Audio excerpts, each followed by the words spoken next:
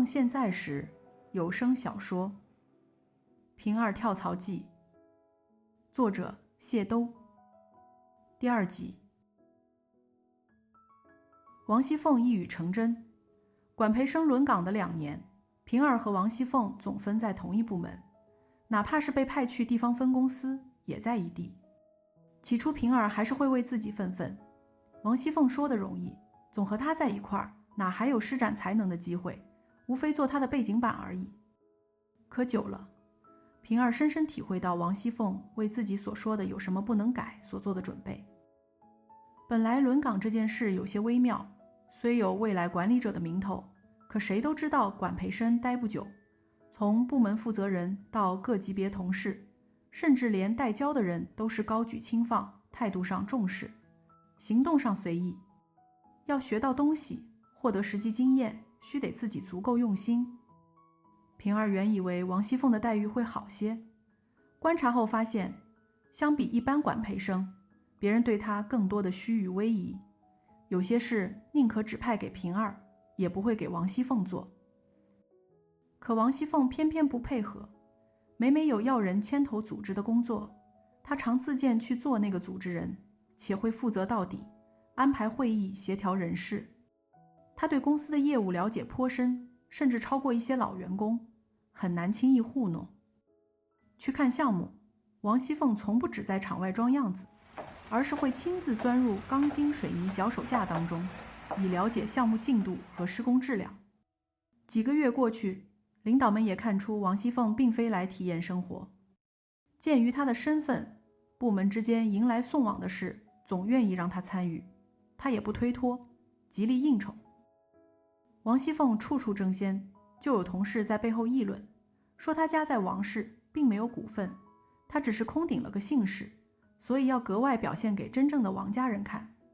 平儿听后却不以为然，人人都免不了执着，她自查没有什么和王熙凤相通的地方，可对方的心境她竟能同感。也是此时，平儿意识到自己那不同于人的身世，还是影响着自己每一个选择。好像从记事起，平儿就知道自己不是父母亲生，听话乖巧一直都是她的生存之道。可养父还是不喜欢她，似乎因为她和养母离了婚。养母的家人免不了要说些早知今日的话，被平儿听到便挥之不去。从此她更是学习用功，家事尽量帮手，还体贴照顾和他们一起生活的外婆。虽然养母常说她养平儿只为一场母女缘分，无需平儿回报，可越如此，平儿越觉自己该回报终身，只怕自己稍有懈怠，辜负了养母的心血。直到考入大学，再到进入王氏，平儿才终于松了半口气。她想，自己总算有了些回报的本钱。谁知养母却突然去世，先前她还和小姊妹去旅行，回来后就感觉背痛，没当一回事，照旧跳舞、逛街、买菜、做饭。平儿非拖着她去检查，才发现心脏已衰弱的不行，2个月光景，耗干了精气神，撒手而去。追悼会上，平儿招待奔忙，到了哀乐响起，她却流不出一滴眼泪。亲戚们不免窃窃私语，那些早知今日的话再次抚到平儿的耳畔，重叠成混沌一片。她望着养母的遗照，周围白花花的，仿佛落了她从不曾见过的大雪。结束后的豆腐饭席面上，大舅舅提出，平儿和养母住的房子是他们父母房子拆迁分配而来，要平儿想想这房子的分法。二舅妈出来打圆场，说房子给平儿住，只要平儿拿点钱出来摆摆平。舅舅舅妈，这件事我们回去再商量。平儿说出的每个字都干燥的没有一丝水分，几乎在她的唇上划下一道道口子。这个房子当初给你们呢，是因为看你妈一个人带你，实在有点作孽。讲难听点，你也不是你妈亲生的，以后不跟我们来往也可以的，但做人要讲良心，这个房子不好一个人独占的。大舅妈说这句时，手搭在平儿手上，肥厚的手掌把他的手整个罩住。还不等平儿说什么，王熙凤却从旁边一桌走过来，笑眯眯地问：各位长辈讲的都有道理，就是不知道外婆外公是不是还在世？他们前几年已经去世了呀。你问这个干什么？二舅妈回应，被大舅妈投了一个硕大的白眼。那就简单了，按法理，平儿是遗产唯一的第一顺序继承人，应该有完整继承权。当然，各位长辈想分房子的心情我也可以理解，不如直接打官司，分得明明白白才好。王氏的律师团里还有个把能打财产纠纷的，应诉就行。王熙凤的一段话像是点燃了干柴，平儿眼见着几个长辈的怒火燎原，那些出于礼貌来应景的亲友纷纷提前离场，但也有些他少有谋面的亲戚抢占戏份，添油加醋讲了平儿被抱养时的惨况，又说养母一家人如何待她如亲生，再指外面的人不要多管闲事。还好金鸳鸯和花袭人也在，四人应战不算太示弱，舅舅舅妈看2、3轮攻势也占不到上风，干脆约定第2天到平儿家再谈。残局落定，平儿去付了酒席钱，坐了王熙凤的车回家。开到半路，王熙凤突然说：我刚是怕你被他们说的心一软，就答应什么，所以才替你开口的。平儿一愣，轻声说：哦，我知道。王熙凤竟然还怕伤了他的自尊心吗？当天晚上，王熙凤就找了律师拉了群。律师建议平儿尽快办妥房产过户手续。王熙凤让平儿去他家住几天，对其他人只说她出差了。平儿不好意思叨扰，挤去了鸳鸯袭人那里。等他回到家，舅舅舅妈们上门来闹，文件都已经送进了不动产登记中心。那一天的最后，平儿几乎要拨110，大舅妈指着平儿的鼻子怒骂：追悼会眼泪不掉一滴，继承遗产动作倒快，真是白养了，活该以后无亲无故。追悼会的1个月后，平儿一个人为养母举办了海葬。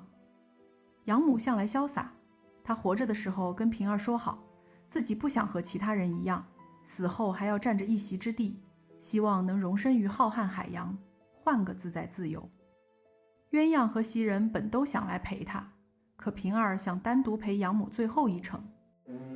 那天风浪比预想的大，平儿整个人被摇晃得3魂7魄都挪了位置。船开到长江口，她几乎觉得自己要和那些白色骨灰一起跌进浑浊的海水中。举行撒骨灰仪式前，平儿忽然很后悔自己不该答应养母，如此一来，她连个亲人的念想都没有了。船只靠岸，平儿刚走出栈桥，远远看见王熙凤裹着一袭黑色风衣站在码头的入口，头发被风卷得如海藻浮动，可她好像全然不顾，而在很认真地倾听呜咽的船鸣，肃静孑然，与日常大不相同。王熙凤，平儿忍不住叫她的名字，跑了过去。人很多吗？挺多的。你还 OK 吗？还好。王熙凤伸开手抱住她，突如其来的拥抱让平儿呆住。王熙凤向来是个肢体动作很多的人，走路总喜欢挽着她，可他们2个何时有过拥抱？王熙凤大概是不知道该对她说什么。平儿伏在王熙凤肩头，眼底决堤般涌出冰冷的泪水，吴淞码头的大风也不能把她吹干。就这样痛哭了一场。平儿仿佛看见冰雪消融，茫茫的前路露了出来。自那次以后，平儿似乎开始甘愿做一块王熙凤身后的背景板，陪着她野心勃勃，也陪着她疲于奔忙。有一次他们在工地，王熙凤绊了一跤，如果不是平儿在旁边拉扶了她一把，便要直撞到工人堆放的螺旋纹钢筋条上，血溅当场，大伤幸免，可还是跌伤了膝盖。他看着她咬牙忍住泪，把工地负责人找来，趁机发作敲打了下施工安全问题。平儿自叹没有那份心气，也不想为了工作拼命，只求早日定岗，就算修成正果。终于等来了定岗，无甚意外，王熙凤成了他的领导，也不是没有人为他叫屈，好几个和他合作过的一线岗位同事都悄悄跟他说过，真希望他坐王熙凤的位置。可几年的锤炼让平儿心里有了模糊的景象，这个世上个人有个人的位置，心摆得平或许能活得轻松些。就当平儿以为王熙凤至少要在王氏拼杀出一个部门总经理的位置才能罢休，王熙凤却去谈恋爱了。当一束大到夸张的香槟色玫瑰簇拥着 C 牌酒红色首饰盒由前台领着送货小哥搬到王熙凤的桌上，说是这几年总部收到过最大的花束，立刻有人问是哪家公子那么大手笔。王熙凤不急不缓拆开那张陷在花堆里的卡片，看时眉毛眼梢都舒展开，一脸愈喜愈怒难以捉摸的表情，比往常又艳丽了2分。原来是荣富的小贾总。挤在旁边的同事惊呼。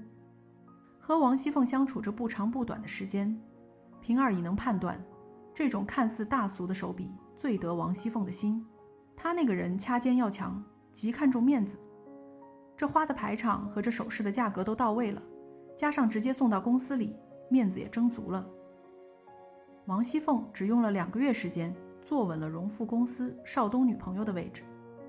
又过了几个月，王熙凤跟平儿说她要结婚，准备辞职。你不会是要去做全职太太吧？说完，平儿觉得自己表述有点问题，她并不认为这件事会发生。王熙凤轻轻用手指戳了下平儿的额头，这话问出来显得我们俩不熟似的，你还不了解我吗？是了，他在王家都非要出一头，又怎么可能到了贾家就甘于相夫教子？等我去那边站稳了脚，就挖你过来，放心，绝不会亏待你。平儿想，王熙凤这人太爱自说自话，给出选择题的题面却不给选项，只能由她自己设了个不拒绝也不应允的答案。未料到王熙凤离职后，平儿竟有些不习惯。原本高光是在王熙凤身上，可过错棒匪也在她身上。别人那里都是领导唱白脸，下属唱红脸，王熙凤和她从来都是相反。她有时做些人情，给账期被拖了很久的小供应商开个付款的绿灯，给预算紧张的区域公司松动点费用分摊比例，其实都是王熙凤给她的权限。如今自己成了领导，她开始理解王熙凤那些不近人情的决策，咄咄逼人的问题，有时是个人风格，有时却是职位生态。坐在这个位置上，平儿感到自己的心居然也变得硬了起来。KPI 重于泰山，她的同理心就只能轻于鸿毛。反倒是王熙凤比从前悠闲不少，隔3差5来找她吃工作午餐，时不常跟她讲讲荣富的主要项目进展或人事变动。平儿又好气又好笑，我们2家公司有那么多业务合作，好歹你也保守点商业机密吧，对你不算泄密，算到岗前培训。王熙凤抬手又点杯港式奶茶，平儿只怕她咖啡因摄入超标。对于要不要从王氏去荣富，大学室友兼职场互助3人聊天群成员的鸳鸯和袭人意见不太一致。鸳鸯的理由简单粗暴，选老板别看饼画多大，要看钱给多少。王熙凤开出的 package 明显高出市场水平，真金白银才有诚意。袭人则以他人事的专业角度把2家公司从头到尾分析了一遍，结论是王氏薪酬与激励更市场化，职业发展无论纵向还是横向空间都更大。可总结时又给了一句，你和他这关系确实有点难得，断了可惜。说来讲去，还是得平儿自己拿主意。不等他下定决心，王熙凤又来约饭，只吃了2口便放下筷子，快步往洗手间去。平儿忍不住跟上去，在他干呕时为他捋住滑落的头发。洗手台的镜子里，王熙凤的口红掉得干干净净，人显得苍白，说话的中气都弱下来，却还要开玩笑。